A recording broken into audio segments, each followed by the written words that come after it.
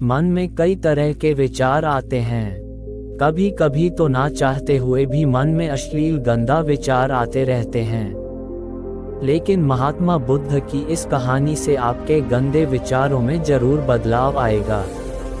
मनुष्य का मन बहुत ही चंचल होता है और इसलिए मन में कई तरह के विचार उत्पन्न होते हैं।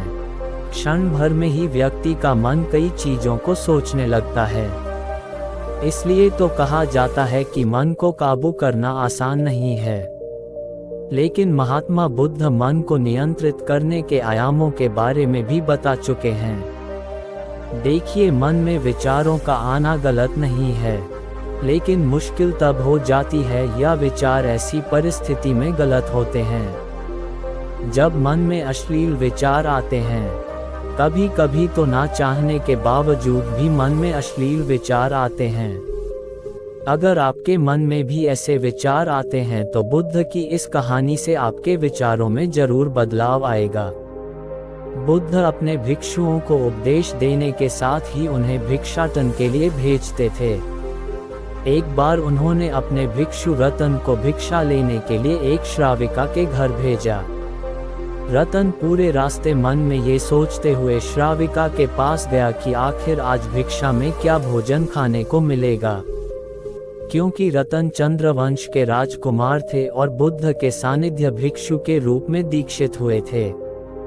हमेशा रतन को महल में खाने के लिए स्वादिष्ट पकवान मिलते थे, लेकिन आज भिक्षा के रूप में उसे जो भी मिलेगा संतुष्ट होना पड़ेगा।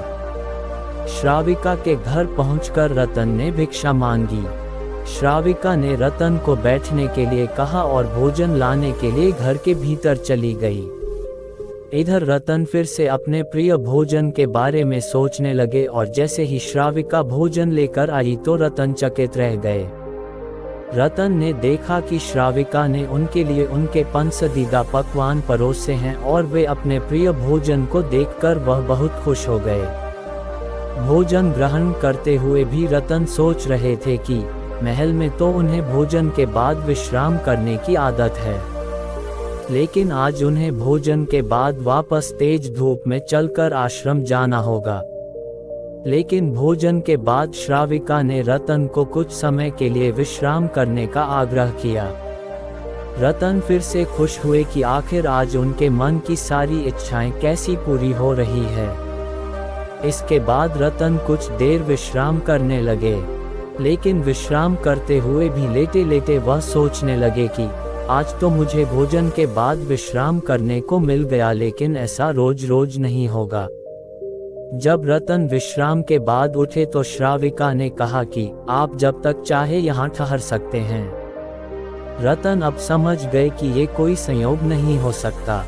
उन्होंने श्राविका से कहा कि मुझे क्षमा कीजिए, क्या आप मेरा मन को पढ़ सकती हैं? श्राविका ने हाँ में उत्तर दिया और कहा कि हाँ, मैं मन को पढ़ सकती हूँ। शुरू में ये कठिन था, लेकिन फिर मैंने स्वयं के मन विचारों को देखना शुरू किया। पहले मेरे विचारों की संख्या अनगिनत हुआ करती थी। इसके बाद मैंने विचारों पर ध्यान केंद्रित किया, बिना पक्ष विपक्ष के अपने विचारों को देखने लगी। इस तरह से धीरे धीरे मेरे मन में विचारों की संख्या कम होती गई और सारे व्यर्थ विचार दूर हो गए। इसके बाद से ही मैं दूसरों के मन में चल रहे विचार को पढ़ लेती हूँ। हालांकि श्राविका की बात सुनकर रतन घबरा गए। इसके बाद रतन ने श्राविका से आज्ञा ली और आश्रम के लिए निकल पड़े। रास्ते में भी रतन फिर से मन में आए विचारों का स्मरण करने लगे। श्राविका के बारे में उसके मन में अश्लील विचार भी आए थे। श्राविका ने उस विचार को भी जान लिया होगा। वह मेरे बारे में क्या सोचती होगी। रतन खुद को लज्जित महसूस कर रहे थे। रतन ने आश्रम पहुंचकर गौतम बुद्ध से कहा कि अब मैं कभी भिक्षाटन के लिए नहीं जाऊंगा। बुद्ध ने रतन को पास बुलाया और कहा, क्या हुआ है शिष्य, तुम मुझे सारी बात बताओ। रतन ने सारी बातें बुद्ध को बताई। इसके बाद बुद्ध ने कहा कि अगले एक हफ्ते के बाद तुम भिक्षाटन के लिए उसी श्राविका के घर पर जाओगे। लेकिन तुम्हें इस बात का ध्यान रखना होगा कि भिक्षाटन के लिए जाते हुए तुम अपने चित्त को पूरे होश में रखना। तुम्हारे भीतर क्या विचार उठे उन पर ध्यान केंद्रित करना, और यह भी ध्यान रखना कि तुम्हारे मन में कौन सी वासना उठ रही है। तुम इन सभी चीजों को ध्यान में रख कर जाना और इसके बाद मुझे वापस आकर बताना। अगले दिन रतन भिक्षाटन के लिए गए। बुद्ध के बताए अनुसार वह पूरे रास्ते अपने होश को जागृत रखते हुए चल रहे थे। जब श्राविका का घर आया तो रतन ने भिक्षा मांगी। उसके भीतर कोई वासना नहीं थी और ना ही कोई विचार उत्पन्न हो रहे थे, क्योंकि उसने अपने मन को पूरी तरह जागृत रखा था। रतन ने भिक्षा ली और आश्रम चला गया। रतन ने बुद्ध को प्रणाम किया और कहा कि आज उसे जिस आनंद की अनुभूति हुई वह पहले कभी नहीं हुई। याद रखें कि आपका दिमाग एक मशीन की तरह है। जैसा बर्ताव आप उसके साथ करेंगे ठीक वैसा ही आपको उसका प्रभाव देखने को मिलेगा।